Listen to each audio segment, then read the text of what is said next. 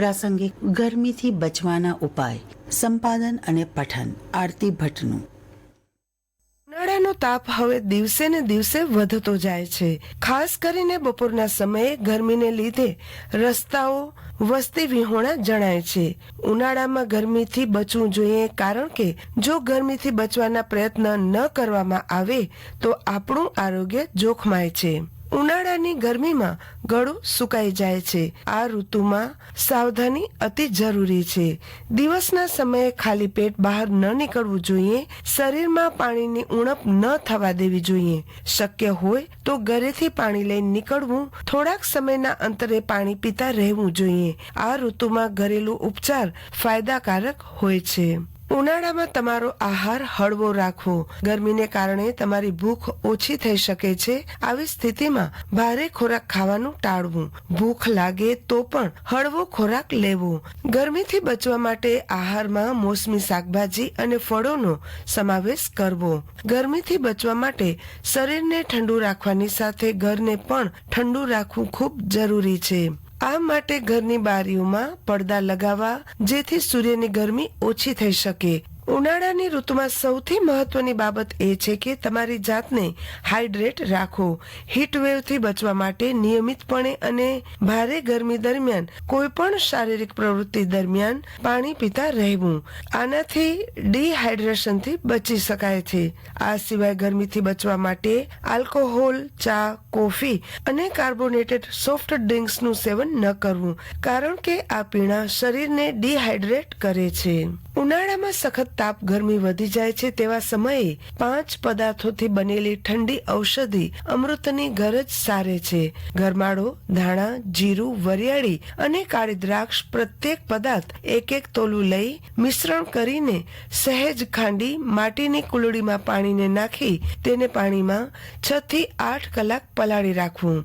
8 કલાક બાદ આ મિશ્રણને મસળીને ગાળીને પીવાથી ગરમીથી રાહત મળે છે અને ગરમીથી થતા રોગોને પણ અટકાવી શકાય છે.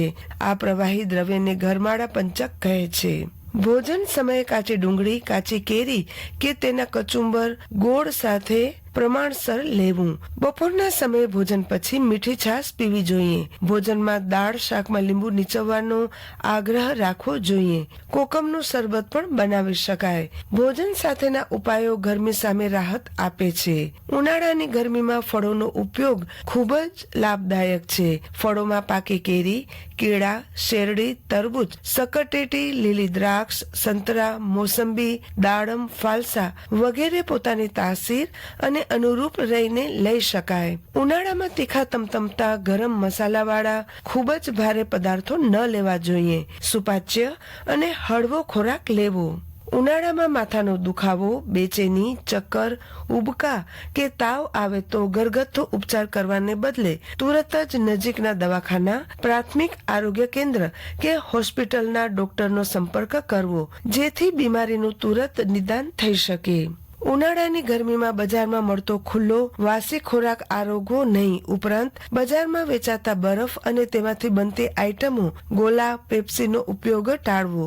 ઉનાળામાં સીધા સૂર્યપ્રકાશથી બચવા માટે આખું શરીર ઢંકાય અને માથું પણ ખુલ્લું ન રહે તેની કાળજી લેવી જોઈએ. આટલું જ નહીં, પુષ્કળ પ્રમાણમાં પાણી અને પ્રવાહી પીવું જોઈએ.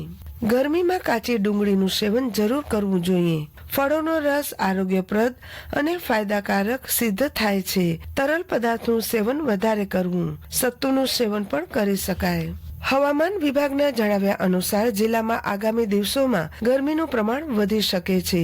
આગામી દિવસોમાં ગરમીનો પારો વધવાની શક્યતા રહેલી છે, તો આવા સંજોગોમાં લૂ લાગવાની શક્યતા પણ વધુ રહે છે. વધુ પડતી ગરમીના કારણે ખાસ કરીને નાના બાળકો, સગર્ભા માતાઓ, વૃદ્ધો, અશક્ત, બીમાર હોય તેવા દર્દીઓ અને ખેતમજૂરોને ગરમી લાગવાની ઘટના પણ વધુ પ્રમાણમાં બને છે. ગરમી લાગવાથી તેને બચવાના ઉપાયો કરવા પણ આવશ્યક છે. આકાશવાણીના ભુજ કેન્દ્ર પરથી હમણાં જ આપે પ્રાસંગિક સાંભળ્યું. વિષય હતું ગરમીથી બચવાના ઉપાય, સંપાદન અને પઠન આરતી ભટ્ટનું. અને હવે થોડી જ વારમાં પ્રાદેશિક સમાચાર.